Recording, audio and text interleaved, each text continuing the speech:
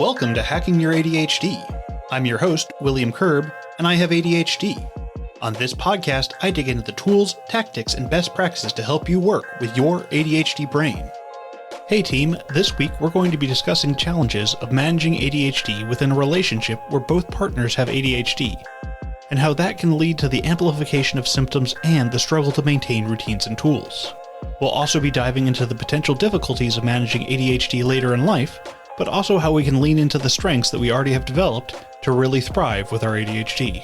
This is another listener question episode, and if you'd like to potentially have your question answered on the show, head over to hackingouradhd.com/contact and click the orange button. If you'd like to follow along on the show notes page, you can find that at hackingouradhd.com/178.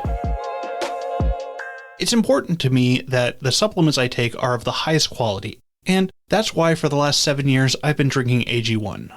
Unlike many supplement brands, AG1 is constantly searching for how to do things better. At 52 iterations of their formula and counting, their team is always trying to find better ways to source, test, and aim to find the best quality ingredients available. I've been asked before if AG1 is the real deal, and honestly it's something that had already made it into my daily routine even before they became a sponsor of the podcast. This is because quality for AG1 isn't just a buzzword, it's a commitment backed by expert-led scientific research, high-quality ingredients, industry-leading manufacturing, and rigorous testing. At each step of the process, AG1 goes above and beyond industry standards.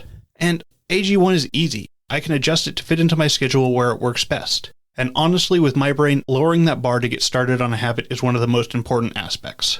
I know I can trust what's in every scoop of AG1 because AG1 is NSF certified for sport, one of the most rigorous independent quality and safety certification programs in the supplement industry.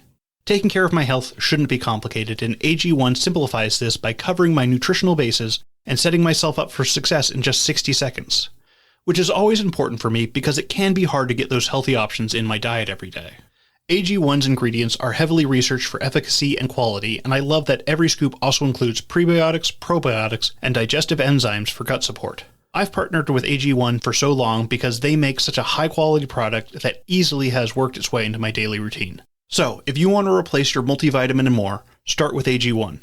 Try AG1 and get a free 1-year supply of vitamin D3, K2, and 5 free AG1 travel packs with your first subscription at drinkag1.com/ADHD.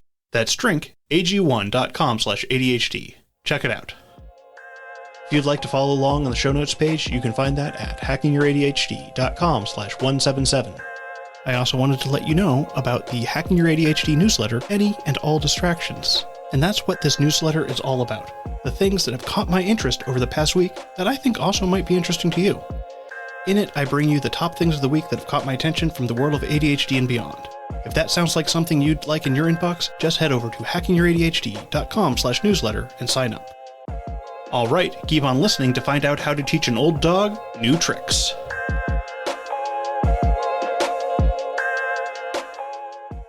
Hi, William. I'm a huge fan of your podcast, and I've made huge strides in my ADHD management since I started listening to it a few years ago. So I want to thank you for all of your great work. I have a question about managing ADHD in a relationship where both partners have ADHD. Both my boyfriend and I have ADHD, and individually we manage relatively okay. But when we're together, we become more impulsive and spontaneous, and we forgo our routines and tools. And this amplifies both of our ADHD traits quite a lot.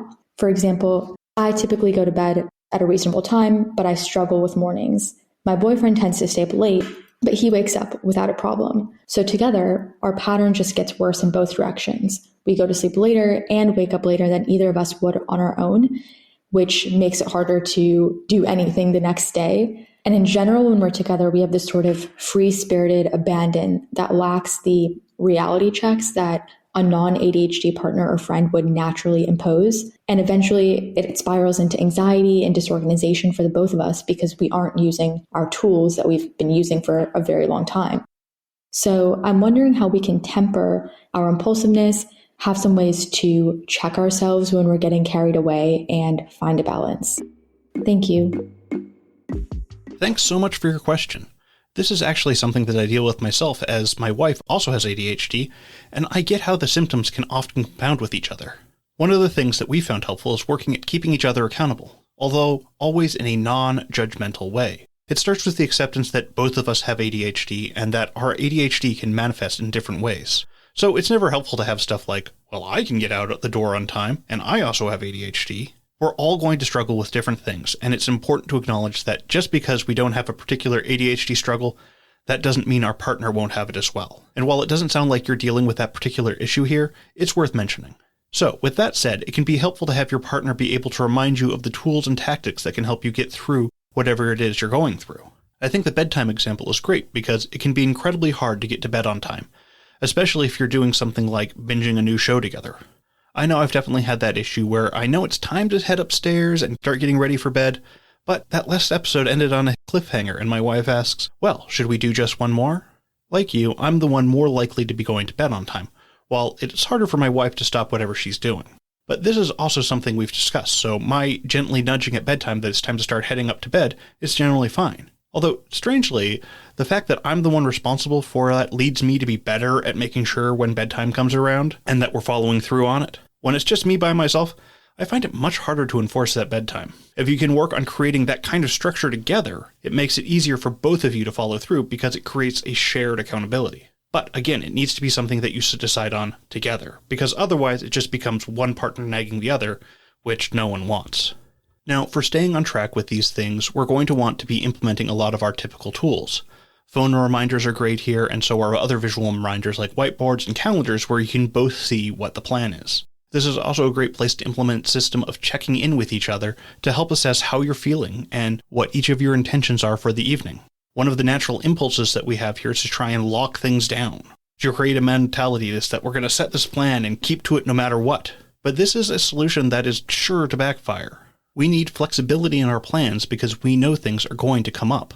For example, when I take my kids to an amusement park, I'm asking, what are the things that you absolutely want to do? And I really have to keep this to a one or two things, the must-dos. And then what are the things that would be fun to do, but if we don't get to do them, it's okay?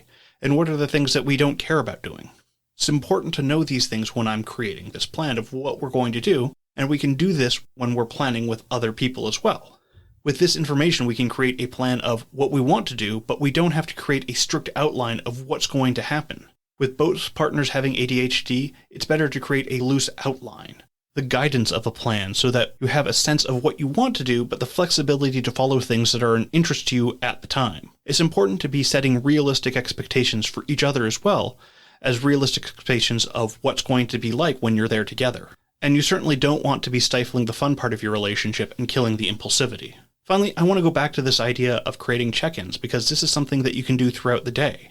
Maybe just have a reminder on your phone that goes off every few hours asking for a check-in, where you can ask your partner if you're both doing what you want to be doing. Or maybe it goes off on their phone and they can check in with you. And we can expand that to having regular check-ins throughout the week to discuss what's working and what isn't. It all comes down to clear communication and making sure that you and your partner are on the same page. All right, I hope that helps, and thanks again for the question. Hi, William. My name is Bobby. I'm 67, and I've just about 3 months ago was diagnosed with ADHD, which explains a lot over my life. Even when I was 4 or 5 years old that I can remember.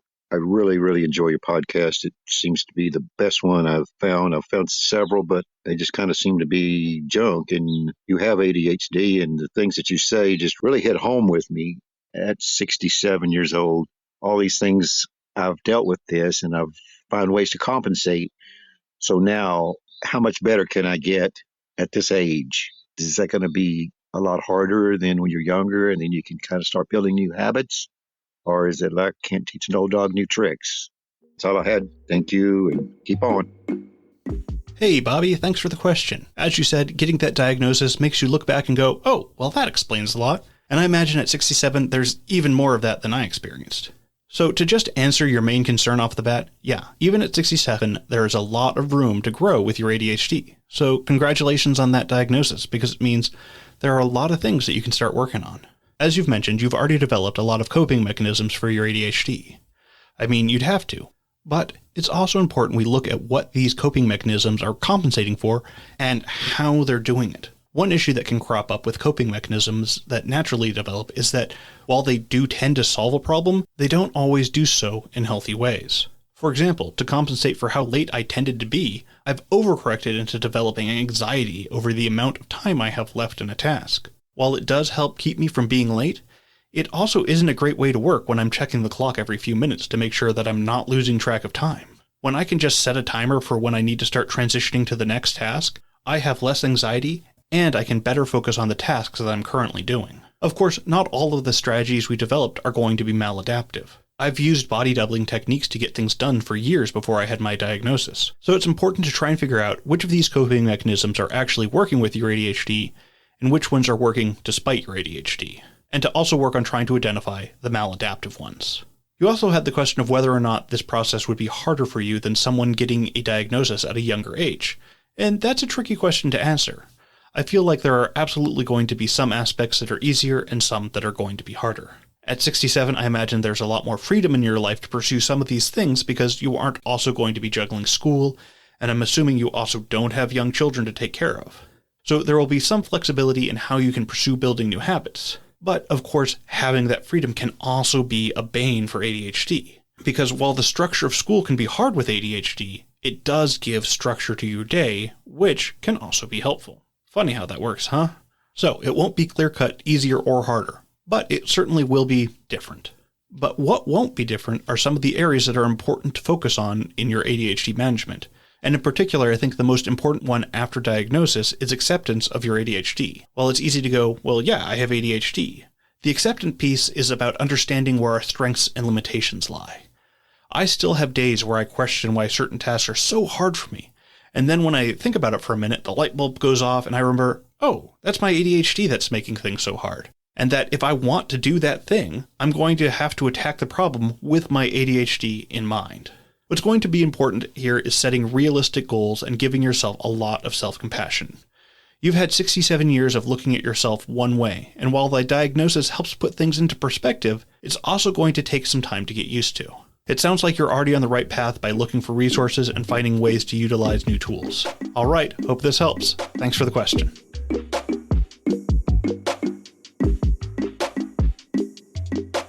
Thanks for sticking with me all the way to the end. And remember, if you've got a question, just head over to hackingYourADHD.com/contact and click the orange button. But before you go, let's do a quick rundown of today's top tips. 1. In relationships, clear communication is key, and it's important to foster accountability while making sure that we're also trying to stay out of judgment. 2. Work to find a balance between structure and flexibility in daily routines, and make sure that you're still creating room for accepting your ADHD and your partners. 3. When examining your previously created coping strategies, be sure to explore how you developed them and figure out if they're still helping you or if they need to be adjusted. I also wanted to remind you about my newsletter, Any and All Distractions, where I bring you the top things of the week that have caught my attention from the world of ADHD and beyond. If that sounds like something you'd like in your inbox, just head over to hackingYourADHD.com/newsletter and sign up. All right, that's it. Thanks for listening. I'd love to hear what you thought of this episode. Feel free to connect with me over at hackingYourADHD.com/contact. If you'd like links or to read this episode's transcript, you can go to the show notes page at hackingYourADHD.com/148. If you'd like to support the show, the best way to do so is to tell somebody about the show, especially if you think they'd like a particular episode. Just click the share button on your podcast player and send it over to them. And now for your moment of dad. What planet is like a circus? Saturn. It's got 3 rings.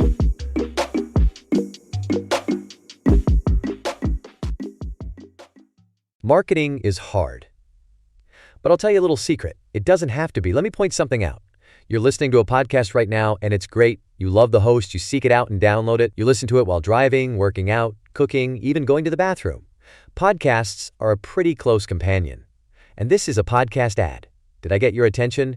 You can reach great listeners like yourself with podcast advertising from Libsyn Ads. Choose from hundreds of top podcasts offering host endorsements, or run a pre-produced ad like this one across thousands of shows to reach your target audience and their favorite podcasts with Libsyn Ads. Go to libsynads.com, that's LIBSYN, ads.com today.